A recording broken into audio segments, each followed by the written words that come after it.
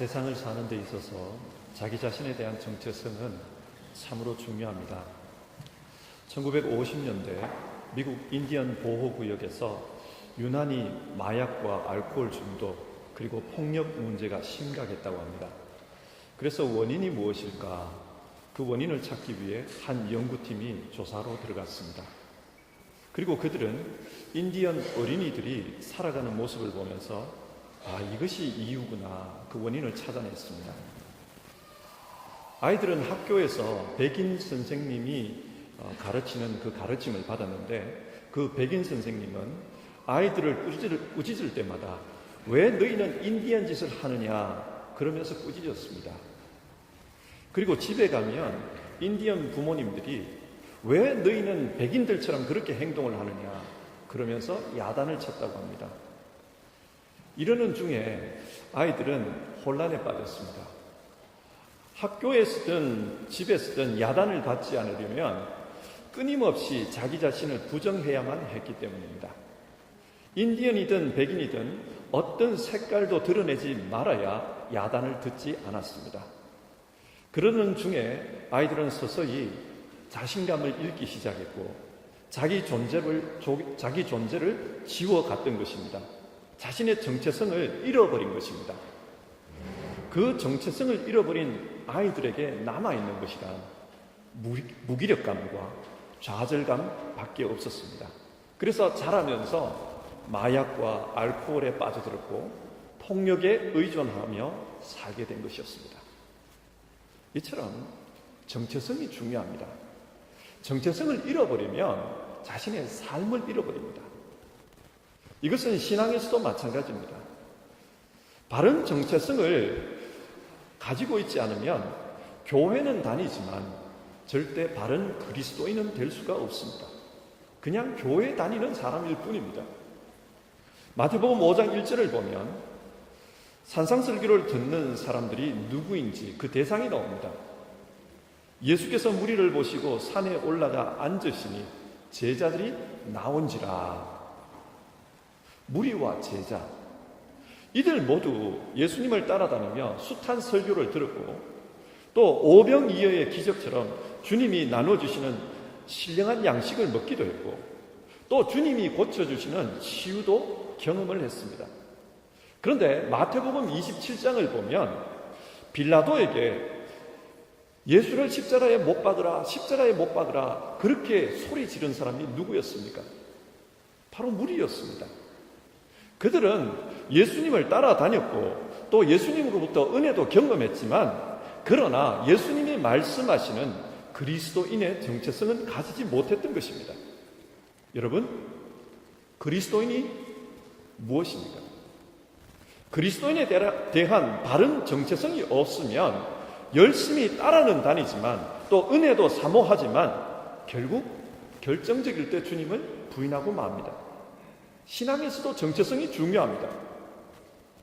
그러면 오늘 성경은 우리의 정체성이 무엇이라고 합니까? 13절, 너희는 세상의 소금이라. 14절, 너희는 세상의 빛이라. 예수님은 우리 그리스도인들의 정체성을 세상의 소금, 세상의 빛이라고 하셨습니다. 세상의 소금, 이것이 무슨 뜻입니까? 어떤 책을 보니까 소금의 용도가 한 14,000가지가 넘는다고 해요. 먹는 것, 입는 것, 사용하는 물건을 만드는 것 등 소금이 안 들어가는 것이 없다고 합니다. 소금은 우리에게 꼭 필요한 것입니다. 바다를 한번 생각해 봅시다. 바다의 염도는 3.5%입니다. 그런데 항구 같은 곳을 가보면 쉽게 볼 수 있지만 세상의 온갖 오물들과 하수들이 결국은 바다로 다 흘러 들어옵니다. 생활 하수, 공장 하수. 그런데 그렇게 오물이 흘러 들어와도 바다는 늘 푸르고 깨끗합니다. 그리고 바다에서 증발된 수증기가 비가 되어 내릴 때를 보면 굉장히 깨끗한 비입니다. 무슨 말입니까? 소금은 부패를 방지하고 정화시키는 힘이 있습니다. 비록 그 양이 적어도 세상이 부패하지 않도록 하는 그런 힘이 있습니다. 소금은 굉장히 중요한 일을 합니다. 그러면 너희는 세상의 빛이라. 이것은 무슨 말씀입니까? 예수님 당시의 빛은 생명을 상징했습니다. 요한복음 1장 2절에서 4절의 말씀인데요. 그가 태초에 하나님과 함께 계셨고 만물이 그로 말미암아 지은 바 되었으니 지은 것이 하나도 그가 없이는 된 것이 없느니라. 그 안에 생명이 있었으니 이 생명은 사람들의 빛이라. 예수님을 빛이라고 합니다. 그런데 그 빛이 생명이라고 합니다. 사실이 그렇습니다. 농작물은 빛이 있어야 자랍니다. 또 빛이 있어야 사람들은 살아있는 생명체로서 활동할 수가 있습니다. 빛이 없으면 아무것도 할 수 없습니다. 잠밖에 잘 게 없습니다. 살아있는 생명체로서 활동할 수가 없습니다. 그래서 성경에서 빛은 생명을 상징합니다. 자, 그러면 예수님께서 지금 너희는 세상의 소금이다, 너희는 세상의 빛이다 이렇게 말씀하신 것이 무슨 뜻인 것 같습니까? 너희는 세상에서 굉장히 중요한 존재들이다. 세상의 부패를 방지하고 또 생명을 유지하는 굉장히 중요한 존재들이다. 그런 뜻입니다. 그런데 여기서 우리가 주목해야 할 것이 있습니다. 그것은 예수님이 너희는 세상의 소금이 되어라, 빛이 되어라 그렇게 말씀하신 것이 아닙니다. 소금이 되려고 빛이 되려고 노력해라 그렇게 말씀하시지 않았습니다. 너희는 소금이다, 빛이다 그렇게 선포하셨다는 사실입니다. 이것이 무엇을 의미합니까? 비교해서 한번 생각해 봅시다. 출애굽기 19장 6절을 보면 하나님께서 출애굽한 이스라엘 백성에게 이런 말씀을 하십니다. 너희가 내게 대하여 제사장 나라가 되며 거룩한 백성이 되리라. 여기서 너희는 조금 전까지 이집트에서 노예로 살던 사람들이었습니다. 그들은 세상의 가장 밑바닥 인생이었습니다. 노예보다 더 밑은 없습니다. 그런데 그런 밑바닥 인생들에게 하나님은 너희가 제사장이다 그렇게 선포하셨습니다. 이 당시 제사장은 왕 다음으로 높은 직급입니다. 사회 고위층보다 귀족들보다 더 제사장이 높은 직급입니다. 무슨 말입니까? 하나님은 세상의 가장 밑바닥 인생들을 불러내어서 그들에게 너희가 하나님 다음으로 높은 제사장이 되었다, 높은 존재가 되었다 그렇게 선포하신 것입니다. 여러분, 복음이 무엇입니까? 복음은 복된 소식입니다. 그런데 이 당시 이스라엘 사람들에게 이것보다 더 복된 소식이 있을까요? 밑바닥 인생이 하나님의 제사장이 되었다, 이것보다 더 큰 복된 소식이 있었을까요? 마찬가지입니다. 오늘 예수님이 말씀하신 너희는 세상의 소금이다, 너희는 세상의 빛이다, 이 말씀 역시 복음입니다. 예수님 당시에 산상설교를 듣던 사람들은 한 번도 자신들을 세상에서 중요한 존재, 세상을 유지하는 존재, 세상에 생명을 주는 존재, 그런 존재라고 생각해 본 적이 없었습니다. 그도 그럴 것이 당시 식민지를 경영하던 로마인들은 유대의 하층민들이 가치 없는 존재, 보잘것없는 존재라고 생각했습니다. 그래서 때리고 무시하고 짓밟았습니다. 잡초처럼 짓밟혔습니다. 경제적으로 수탈해 갈 것이 별로 없는 가난한 사람들은 로마인들의 눈에 가치가 없었습니다. 당시 예수님을 따르는 사람들은 주로 이런 사람들이었습니다. 사회에서 무시를 당하는 사람, 중요하지 않은 사람, 잡초 같은 인생이었습니다. 그러면 동족인 유대인들은 이들을 어떻게 생각했을까요? 유대 종교 지도자들은 이들을 어떻게 인식하고 있었을까요? 마태복음 12장 1절과 2절을 보면 당시 종교 지도자들의 인식이 나옵니다. 그때에 예수께서 안식일에 밀밭 사이로 가실새 제자들이 시장하여 이삭을 잘라 먹으니 바리새인들이 보고 예수께 말하되 보시오, 당신의 제자들이 안식일에 하지 못할 일을 하나이다. 당시 종교 지도자들이 볼 때 예수님을 따르는 사람들은 안식일도 모르고 그 법도 지키지 않는 불경한 인간들이다. 그렇게 폄하되고 있었습니다. 또 마태복음 15장 1절과 2절.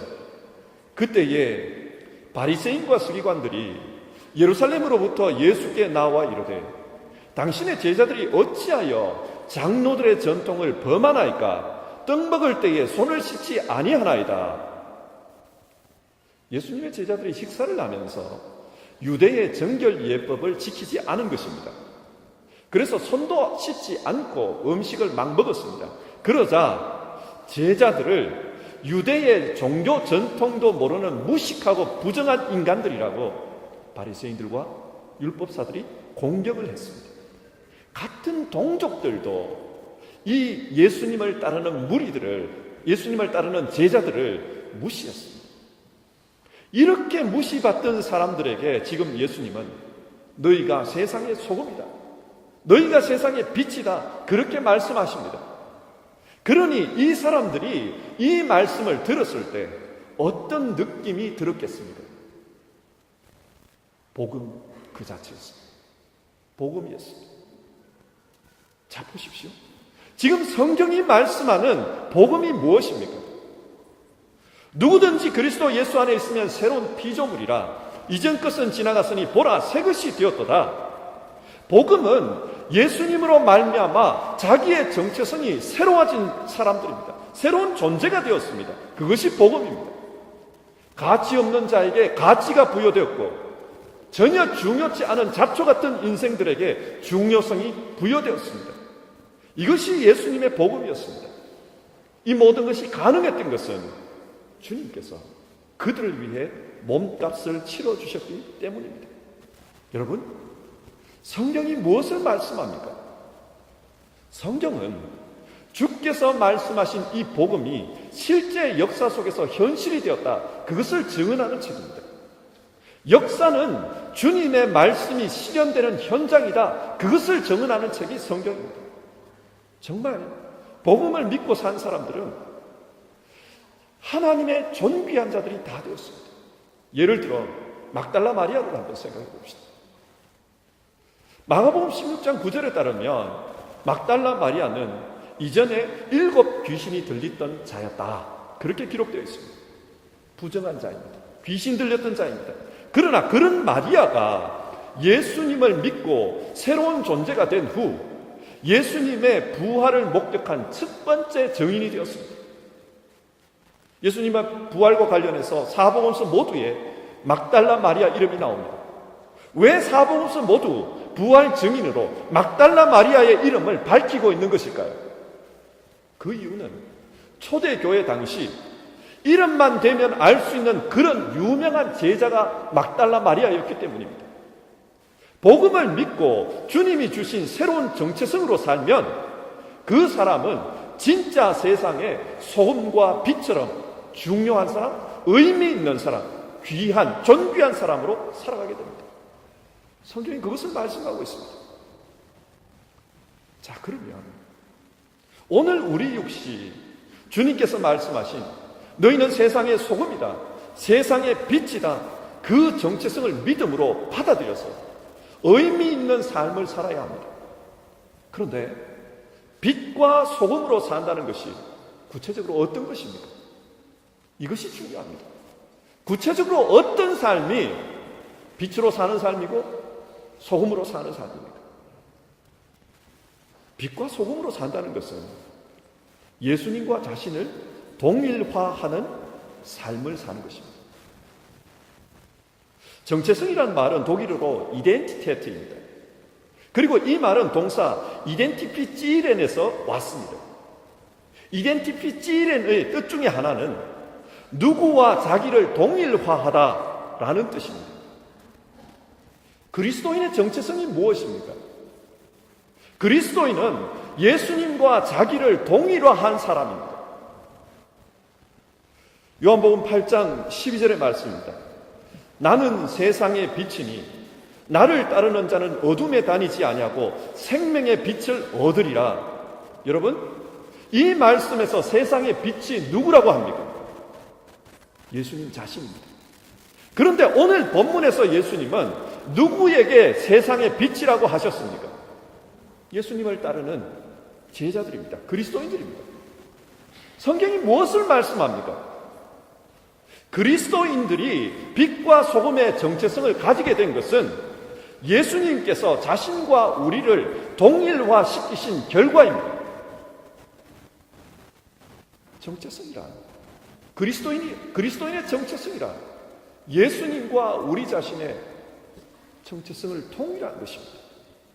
이 말에 오해가 없기를 바랍니다. 그래서 베드로를 예로 한번 생각해 보겠습니다. 지난주 설교에서 살펴본 것처럼 베드로는 예수님을 3번이나 부인했습니다.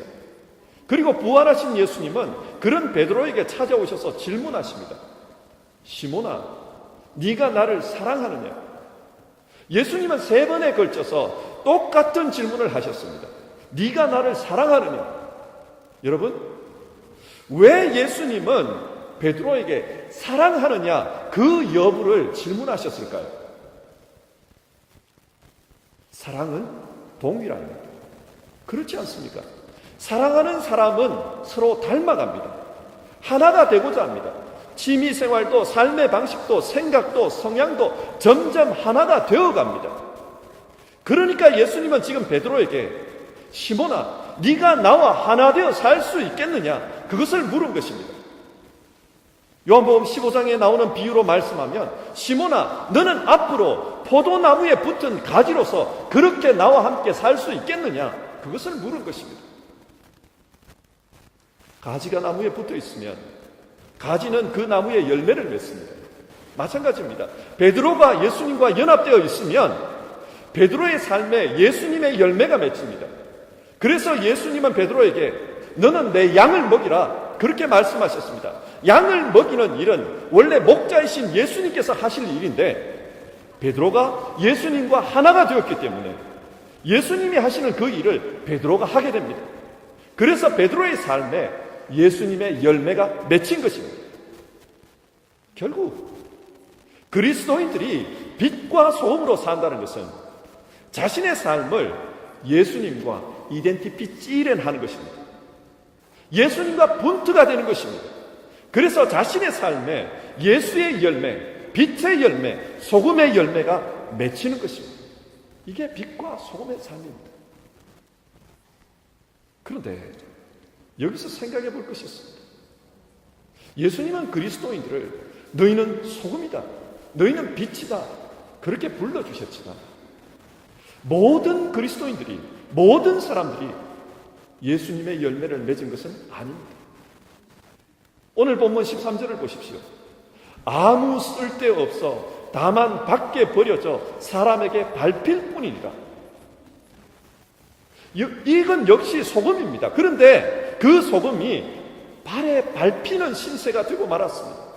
그리고 15절 사람이 등불을 켜서 말 아래 두지 아니하고 등경 위에 두나니. 등불은 등경 위에 있어야 합니다. 그런데 등경 위에 있지 않고 말 아래 두는 등불도 있었다는 것입니다. 그래서 등불로서의 가치를 잃어버렸습니다. 이런 사람들도 있습니다. 가룟 유다를 보십시오. 그는 12사도로 부름받았습니다. 그러나 예수님의 열매를 맺지 못했습니다. 오히려 지금까지도 가룟 유다의 이름은 사람들에게 짓밟히는 소금처럼 되어버렸습니다. 왜 이렇게 되었습니까? 소금이 짠맛을 잃었습니다. 자신이 가지고 있는 원래의 가치를 상실해버렸습니다. 왜 그렇습니까? 자기가 있어야 할 자리를 놓쳤기 때문입니다. 본문 15절을 헬라어로 보면 뚜렷한 대조가 나타납니다. 말 아래, 등경 위에. 아래라는 휘포라는 전치사와 위에라는 뜻의 에피라는 전치사가 대조를 이루고 있습니다. 위에 있어야 할 등불이 밑에 있은 것, 이것이 문제라는 거죠. 위치의 문제입니다. 자리의 문제입니다. 하나님은 사람들이 머물러 있어야 할 자리를 정해 주셨습니다. 그리고 그 자리에 있으면서 가장 자기다운 정체성의 사람이 되기를 원하셨습니다. 그런데 가룟 유다는 그 자리를 버렸습니다. 언젠가도 살펴보았지만 사도행전 1장 25절 유다는 이 직무를 버리고 제 곳으로 갔나이다. 여기서 직무라는 단어도 제 곳이라는 단어도 헬라어로 보면 모두 토포스라는 단어입니다. 자리라는 뜻의 토포스입니다.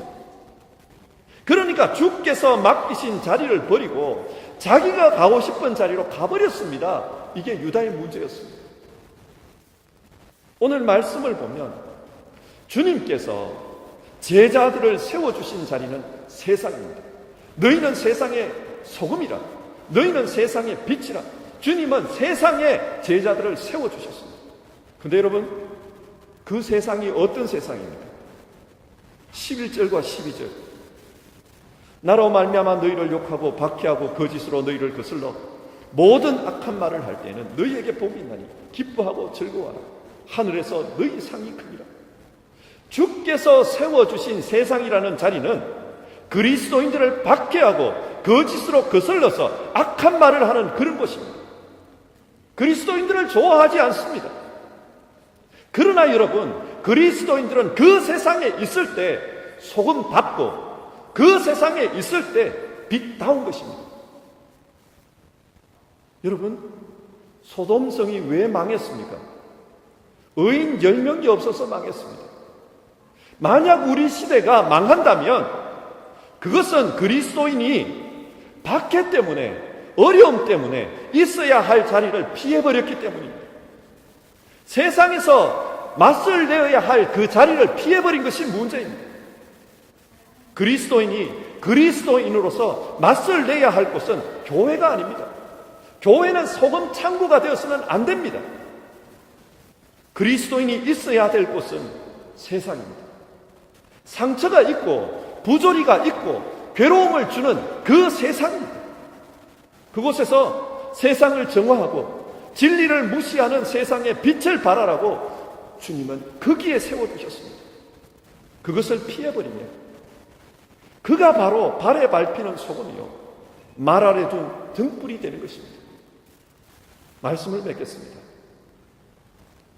맥스 루케이도라는 분이 쓴 책 주와 같이 길 가는 것이라는 그 책에 나오는 내용입니다. 이 이야기를 통해서 하나님이 우리에게 어떤 기대, 어떤 마음을 가지고 있는지를 한번 생각해 보았으면 합니다. 직접 인용하겠습니다. 내 옷장에는 별로 입지 않은 쇠타 하나가 걸려있다. 소매도 너무 짧고 어깨도 너무 좁다. 단추도 몇 개 떨어져 나갔고 실밥도 달아 헤어졌다. 합리적으로 생각하면 나는 그 스웨터를 치우고 공간을 넓혀야 한다. 그러나 나는 그럴 수 없다. 왜냐하면 그 스웨터에 얽힌 특별한 사연이 있기 때문이다. 그 사연이 무엇인가? 그 스웨터는 할머니의 애틋한 사랑이 표현된 작품이라는 사실이다. 그런 의미에서 그 스웨터는 유일무이한 것이다. 다른 것으로 대신할 수가 없다. 실가닥 하나하나 정성스레 고른 것이다. 그래서 지금 스웨터로서의 용도는 모두 잃어버렸지만 그러나 그 스웨터의 가치는 전혀 잃지 않았다.